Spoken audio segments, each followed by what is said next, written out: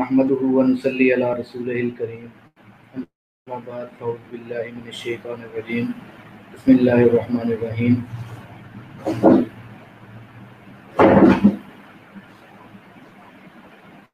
ومكروا ومكر الله والله خير الماكرين سبحان ربك رب العزة عما يصفون وسلام على المرسلين والحمد لله رب العالمين اللهم صل على محمد وعلى آل محمد كما صليت على إبراهيم وعلى آل إبراهيم إنك حميد مجيد اللهم بارك على محمد وعلى آل محمد كما باركت على إبراهيم وعلى آل إبراهيم إنك حميد مجيد. معزز سامعین گرامی، آج ہمارا ختم نبوت یوتھ کورس کا 7واں سبق ہے، اور آج ہم سیدنا عیسیٰ علیہ السلام کے نزول کے اوپر جو احادیث ہیں، ویسے تو 116 احادیث مبارکہ ہیں، لیکن ہم چند احادیث مبارکہ کا جائزہ لیں گے. تو سبق شروع کرنے سے پہلے یہ دعا 3 مرتبہ پڑھ لیں. ربی یسر ولا تعسر وتمم بالخیر، ربی یسر ولا تعسر وتمم بالخیر، ربی یسر ولا تعسر وتمم بالخیر. ساتھ نیت بھی کر لیں کہ اللہ تعالی ہم کو یہ مسئلہ جو ہے سیدنا عیسیٰ علیہ السلام کے رفع و نزول کا، کہ اللہ تعالی ہمیں سمجھنے کی توفیق عطا فرمائے. تو آج سے پہلے جو اسباق ہمارے ہو چکے ہیں سیدنا عیسیٰ علیہ السلام کے رفع و نزول کے بارے میں، اس بارے میں آپ نے شروع میں پہلے سبق کے اندر یہ پڑھا تھا کہ سیدنا عیسیٰ علیہ السلام کے بارے میں 4 قسم کے گروہ ہیں. مسلمان ہیں، یہودی ہیں، عیسائی ہیں، قادیانی ہیں. ان کے بارے میں مختلف قسم کے عقائد رکھتے ہیں. تو باقیوں کے بارے میں تو ہم نے جان لیا تھا، مسلمانوں کا عقیدہ بھی آپ کو پتہ چل گیا. اب ہم مسلمانوں کے عقیدے پر جو دلائل ہیں ہمارے عقیدے پر، وہ ہم دیکھ رہے ہیں. تو سب سے پہلے ہمارا عقیدہ کیا ہے یہ جاننا ہمارے لیے ضروری ہے، تبھی دلائل ہمیں سمجھ آ سکتے ہیں. تو ہمارا عقیدہ اس بارے میں یہ ہے کہ سیدنا عیسیٰ علیہ السلام کو یہودی گرفتار کر کے صلیب پر چڑھانا چاہتے تھے، لیکن اللہ تعالیٰ نے سیدنا عیسیٰ علیہ السلام کو یہودیوں سے بچا کر آسمان پر. اب قرب قیامت جو ہے وہ دوبارہ السلام تشریف لائیں گے، 40 یا 45 سال زمین پر رہیں گے، دجال کا خاتمہ کریں گے، یاجوج ماجوج کو سیدنا عیسیٰ علیہ السلام اور دوسرے مسلمانوں کے دوارا ہلاک کریں گے، مسلمانوں کی حکومت قائم ہو جائے گی. سیدنا عیسیٰ علیہ السلام نکاح کریں گے، ان کی اولاد بھی ہوگی، اور 40 یا 45 سال زمین پر رہنے کے بعد ان کی وفات ہوگی. تو یہ ہمارا مسلمانوں کا عقیدہ ہے. پچھلے سبق کے اندر آپ نے سنا اور پڑھا کہ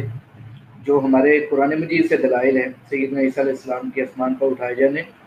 اور اشارتاً ان کے نزول کے بارے میں، وہ ہم نے پڑھے تھے. تو پچھلے سبق میں ہی میں نے ذکر کیا تھا کہ سیدنا عیسیٰ علیہ السلام کے نزول پر 116 احادیث متواترہ ہیں، اور یہ جو عقیدہ سیدنا عیسیٰ علیہ السلام کے نزول کا ہے یہ تواتر سے ثابت ہے، اور ایک ضابطہ ہے، قانون ہے کہ جو ایسا عقیدہ جو تواتر سے ثابت ہو تو اس کا منکر کافر ہوتا ہے. تو سیدنا عیسیٰ علیہ السلام کے بارے میں جو احادیث ہیں وہ بھی متواترہ، اور یہ عقیدہ بھی تواتر سے ثابت ہے. تو اس کا منکر جو ہے وہ دار اسلام سے خارج ہوتا ہے. تو آج ہم سیدنا عیسیٰ علیہ السلام کے نزول کے بارے میں حدیث کا جائزہ لیتے ہیں، لیکن اس سے پہلے جب یہ پہلی حدیث آپ کے سامنے ہے، یہ بیان کرنے سے پہلے میں آپ کو بتاتا چلوں کہ قادیانی بڑے زور و شور کے ساتھ مطالبہ کرتے ہیں کہ آپ ہمیں کوئی حدیث ایسی دکھا دے، چاہے وہ ضعیف ہو، منکر حدیث ہو، نعوذ باللہ جھوٹی حدیث ہو،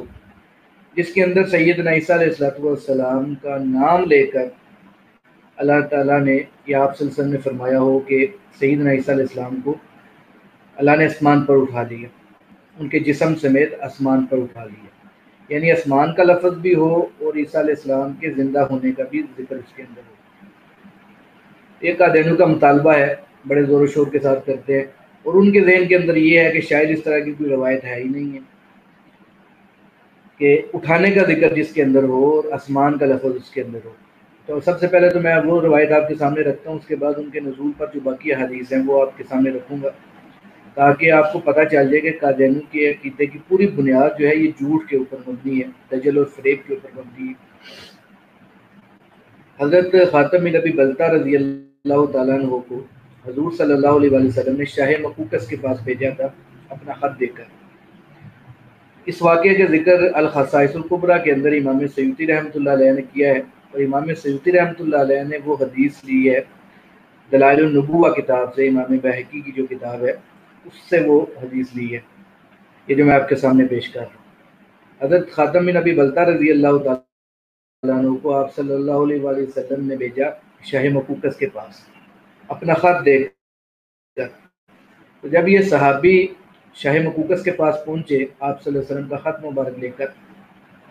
تو شاہ مقوقس نے آگے سے سوال کیا۔ شاہ مقوقس نے سوال یہ کیا کہ جن کا تم خط لے کر آئے ہو ان کو تم کیا سمجھتے ہو؟ تو حضرت خاتم نبی بلتا رضی اللہ تعالیٰ عنہ نے جواب دیا کہ ہم ان کو اللہ کا نبی سمجھتے ہیں۔ تو شاہ مقوقس نے آگے سے پھر یہ سوال پوچھا، اگر وہ اللہ کے نبی ہیں تو جب ان کو مکہ سے نکالا جا رہا تھا تو انہوں نے اللہ سے دعا کیوں نہیں کی کہ یا اللہ ان سب کو مکے والوں کو ہلاک کر دے، مجھے مکہ میں ہی رہنے دے؟ یہ سوال کیا اس نے۔ اگر وہ اللہ کے نبی ہیں تو اللہ سے انہوں نے دعا کیوں نہیں کی، اور اللہ نے ان کی مدد کرتے ہوئے کفار مکہ کو ہلاک کیوں نہیں کیا؟ تو حضرت خاتم نبی بلتا رضی اللہ تعالیٰ عنہ نے بجائے اس بات کا جواب دینے کے الٹا پوچھا شاہ مقوقس سے کہ آپ سیدنا عیسیٰ علیہ السلام کو کیا سمجھتے ہیں؟ تو شاہ مقوقس نے جواب دیا کہ ہم ان کو اللہ کا نبی سمجھتے ہیں۔ تو حضرت خاتم نبی بلتا رضی اللہ تعالیٰ عنہ نے شاہ مقوقس کو کہا کہ جب آپ ان کو اللہ کا نبی سمجھتے ہیں تو مجھے یہ بتا دے کہ جب یہودی سیدنا عیسیٰ علیہ السلام کو گرفتار کر کے صلیب پر چڑھانا چاہتے تھے تو اس وقت سیدنا عیسیٰ علیہ السلام نے یہودیوں کی ہلاکت کی دعا کیوں نہیں کی، اور اللہ تعالیٰ نے یہودیوں کو ہلاک کر کے دنیا کے اندر ہی ان کو کیوں نہیں بچایا، بلکہ اللہ تعالیٰ نے سیدنا عیسیٰ علیہ السلام کو آسمان پر اٹھا لیا تھا؟ تو یہ جو آسمان پر اٹھائے جانے کے الفاظ ہیں اور زندہ غیر زندہ اٹھا لیا تھا، یہ جو الفاظ ہیں یہ اس حدیث کے اندر موجود ہیں۔ ممکن ہے وہ قادیانی کہہ دے کہ یہ تو صحابی کا قول ہوتا ہے، اور صحابی کا قول جو ہے وہ حدیث نہیں ہوتی۔ تو اس کا جواب ہے مرزا غلام احمد قادیانی نے اپنی کتاب روحانی خزائن کے اندر جلد نمبر 4 ہے اور صفحہ 23 بنتا ہے، وہاں پر لکھا ہے کہ صحابی کا قول بھی ایک قسم کی حدیث ہی ہوتی ہے، کیونکہ ساتھ ہی مرزا غلام قادیانی نے لکھا ہے کہ صحابی جو ہے وہ اپنی طرف سے بات نہیں کرتا، بلکہ صحابی وہ بات کرتے ہیں جو انہوں نے اللہ کے نبی سے سنی ہوتی ہے۔ تو ظاہر ہے کہ جو حضرت خاتم نبی بلتا رضی اللہ تعالیٰ عنہ یہ بات فرما رہے ہیں تو انہوں نے یہ بات اپنی طرف سے نہیں کی ہے، بلکہ انہوں نے یہ بات اللہ کے نبی صلی اللہ علیہ وآلہ وسلم سے سنی ہوئی ہے۔ تو صحابی کا قول بھی حدیث ہوتی ہے۔ دوسری بات اس کے اندر یہ ہے کہ یہی جو روایت ہے یہ قادیانیوں کے مرزا غلام قادیانی کے بیٹے مرزا بشیر احمد نے کتاب ہے سیر خاتم النبیین، اس کے اندر بھی اس کو ذکر کیا ہے، پوری روایت ذکر کی ہے، لیکن جہاں پہ سیدنا عیسیٰ علیہ السلام کے آسمان پر اٹھائے جانے کے الفاظ ہیں تو وہ ذکر ہی نہیں کیے۔ کیوں؟ اگر وہ ذکر ہو جاتے تو عقیدے پر زد پڑتی ہے۔ اور دوسرا ان کا جو مرزا مسرور ہے موجودہ خلیفہ، اس کا جمعے کا خطبہ ہے، شاید 2017 کا ہے یا 18 کا، 27 جولائی کا۔ تو اس خطبے کے اندر مرزا مسرور نے یہ پورا واقعہ بیان کیا ہے، اور پورا واقعہ بیان کرنے کے بعد یہ جو آخر میں الفاظ ہیں کہ اللہ نے ان کو آسمان پر اٹھا لیا تھا، تو یہ الفاظ مرزا مسرور نے ذکر نہیں کی ہے اس خطبے کے اندر۔ تو یہ قادیانی کی بات دیانتی ہوتی ہے۔ تو بہرحال یہ جو پہلی روایت ہے میں نے آپ کے سامنے رکھی کہ جس کے اندر سیدنا عیسیٰ علیہ السلام کے زندہ آسمان پر اٹھائے جانے کا ذکر ہے۔ اب ہم دیکھتے ہیں کہ ان کے نزول پر جو روایات 116 میں جیسے میں نے آپ کو بتایا حدیث متواترہ ہیں وہ کون کون سی ہیں۔ تو سب سے پہلی روایت یہ بخاری شریف کے اندر ہے، حضرت ابو ہریرہ رضی اللہ تعالیٰ عنہ راوی ہیں کہ آپ صلی اللہ علیہ وآلہ وسلم نے فرمایا کہ کیف انتم اذا نزل ابن مریم فیکم و امامکم منکم، کہ آپ صلی اللہ علیہ وسلم نے فرمایا کہ تمہارا اس وقت کیا حال ہوگا جب ابن مریم یعنی عیسیٰ علیہ السلام تم میں اتریں گے اور تم نماز پڑھ رہے ہوگے اور تمہارا امام تم ہی میں سے ہوگا۔ یہ حدیث کے الفاظ کا ترجمہ نہیں ہے تم نماز پڑھ رہے ہوگے، بلکہ یہ مختلف احادیث کو جب ہم دیکھتے ہیں تو اس کا خلاصہ یہ نکلتا ہے کہ آپ صلی اللہ علیہ وسلم نے فرمایا تمہارا اس وقت کیا حال ہوگا جب ابن مریم یعنی عیسیٰ علیہ السلام تم میں اتریں گے اور تمہارا امام تم ہی میں سے ہوگا۔ تو یہ پہلی حدیث کتنی واضح ہے جو سیدنا عیسیٰ علیہ السلام کے نزول پر دلالت کرتی ہے۔ دوسری حدیث یہ بھی بخاری شریف کے اندر موجود ہے اور حضرت ابو ہریرہ رضی اللہ تعالیٰ عنہ راوی ہیں کہ آپ صلی اللہ علیہ وسلم نے اللہ کی قسم کھا کر فرمایا کہ والذی نفسی بیدہ لیوشکن ان ینزل فیکم ابن مریم حکما عدلا فیکسر الصلیب ویقتل الخنزیر ویضع الجزیۃ ویفیض المال حتی لا یقبلہ احد حتی تکون السجدۃ الواحدہ خیرا من الدنیا وما فیہا ثم یقول ابو ہریرہ رضی اللہ تعالیٰ عنہ وَاقْرَؤْا إِنْ شِئْتُمْ وَإِنْ مِنْ أَهْلِ الْكِتَابِ إِلَّا لَيُؤْمِنَنَّ بِهِ قَبْلَ مَوْتِهِ وَيَوْمَ الْقِيَامَةِ يَكُونُ عَلَيْهِمْ شَهِيدًا۔ حضرت ابو ہریرہ رضی اللہ عنہ فرماتے ہیں کہ آپ صلی اللہ علیہ وسلم نے فرمایا کہ اس ذات کی قسم ہے جس کے ہاتھ میں میری جان ہے کہ وہ زمانہ قریب ہے جب ابن مریم یعنی عیسیٰ علیہ السلام تمہارے اندر ایک عادل حاکم کی حیثیت سے نازل ہوں گے، وہ صلیب کو توڑیں گے، سور کو مار ڈالیں گے، جزیہ موقوف کر دیں گے، اور اس وقت مال کی اتنی کثرت ہوگی کہ کوئی اسے لینے والا نہیں ہوگا۔ اس وقت کا ایک سجدہ دنیا اور ما فیہا سے بہتر ہوگا۔ پھر حضرت ابو ہریرہ رضی اللہ تعالیٰ نے فرمایا کہ اگر تمہارا جی چاہے تو یہ آیت پڑھ لو وَإِن مِّنْ أَهْلِ الْكِتَابِ إِلَّا لَيُؤْمِنَنَّ بِهِ قَبْلَ مَوْتِهِ کہ ہر اہل کتاب جو ہے وہ عیسیٰ علیہ السلام کی موت سے پہلے ان پر ایمان لے آئیں گے۔ یہ کس قدر واضح حدیث ہے۔ پچھلے سبق کے اندر بھی جب ہم نے سیدنا عیسیٰ علیہ السلام کے نزول کے اوپر یہ آیت میں نے آپ کے سامنے رکھی تھی، تو میں نے بتایا تھا کہ بخاری شریف کے اندر یہ روایت ہے، تو حضرت ابو ہریرہ رضی اللہ تعالیٰ نے اسی آیت سے استدلال کیا ہے۔ تو یہ کس قدر واضح ہے کہ آپ صلی اللہ علیہ وسلم اللہ کی قسم کھا کر فرما رہے ہیں کہ تمہارے اندر عیسیٰ ابن مریم نازل ہوں گے ایک عادل حاکم کی حیثیت سے، اور ساتھ ہی حضرت ابو ہریرہ فرما رہے ہیں کہ اگر تم چاہو تو یہ آیت پڑھ لو۔ یہ جو حضرت ابو ہریرہ فرما رہے ہیں کہ اگر تم چاہو تو یہ آیت پڑھ لو، تو یہ حضرت ابو ہریرہ اپنی طرف سے نہیں کہتے بلکہ اللہ کی نبی کی طرف سے یہ بات کہتے ہیں کہ آپ صلی اللہ علیہ وسلم نے یہ بات فرمائی ہوتی ہے۔ اس کی مثال بہت ساری حدیث کے اندر مل جاتی ہے کہ حضرت ابو ہریرہ جو روایات ان سے جو مروی ہیں وہ کئی روایات کے آخر میں کہہ دیتے ہیں اگر تم چاہو تو یہ آیت پڑھ لو، اگر تم چاہو تو یہ آیت پڑھ لو،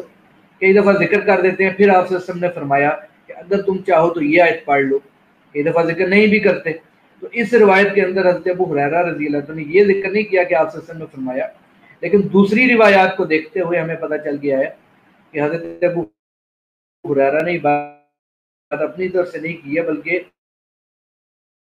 اللہ کے نبی صلی اللہ علیہ وسلم کی طرف سے یہ بات کی ہے۔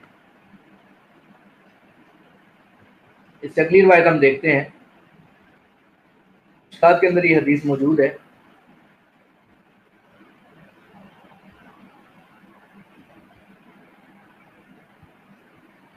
حضرت عبداللہ بن عمر رضی اللہ تعالیٰ سے روایت ہے کہ آپ صلی اللہ علیہ وسلم نے فرمایا ينزل عیسیٰ ابن مریم الى الارض فيتزوج ويولد له ويمكث 45 سنة ثم يموت فيدفن معي في قبري فاقوم انا وعیسیٰ ابن مریم في قبر واحد بين ابی بکر و عمر۔ آپ صلی اللہ علیہ وسلم نے فرمایا کہ آئندہ زمانے میں عیسیٰ علیہ السلام جو ہیں وہ زمین پر اتریں گے، نکاح کریں گے، ان کی اولاد ہوگی، زمین پر 45 سال رہیں گے، پھر ان کو موت آئے گی اور میرے قریب دفن ہوں گے، اور قیامت کے دن میں عیسیٰ ابن مریم ابو بکر اور عمر کے درمیان رضی اللہ تعالیٰ عنہ قبر سے اٹھوں گا۔ اس کا دروازے حدیث ہے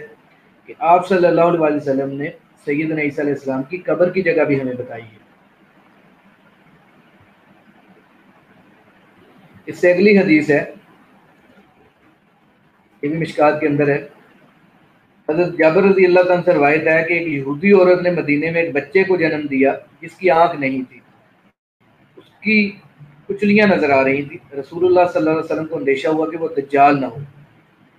صلی اللہ علیہ وسلم نے اسے ایک چادر کے نیچے کچھ غیر واضح بنتے ہوئے پایا۔ اس کی والدہ نے اسے اطلاع کر دی کہ کہا کہ عبداللہ، یہ تو ابو القاسم صلی اللہ علیہ وسلم ہے۔ وہ چادر سے نکلا تو آپ صلی اللہ علیہ وسلم نے فرمایا کہ اسے کیا ہوا، اللہ اسے ہلاک کرے۔ اگر وہ اس کو اس کے حال پر چھوڑ دیتی تو وہ اپنے دل کی بات بیان کر، یعنی وہ جو بچہ تھا ابن سیاد اس کا نام تھا، آپ صلی اللہ علیہ وسلم اس کی باتیں سن رہے تھے، اس کی ماں نے اس کو بتا دیا کہ آپ صلی اللہ علیہ وسلم اس کی باتیں سن رہے ہیں، تو وہ جو بچہ ہے وہ باتیں کرتا کرتا خاموش ہو گیا۔ تو اس کے بعد آپ صلی اللہ علیہ وسلم نے فرمایا کہ اگر وہ اس کو نہ بتاتی تو وہ اپنے دل کی بات بیان کر دیتا۔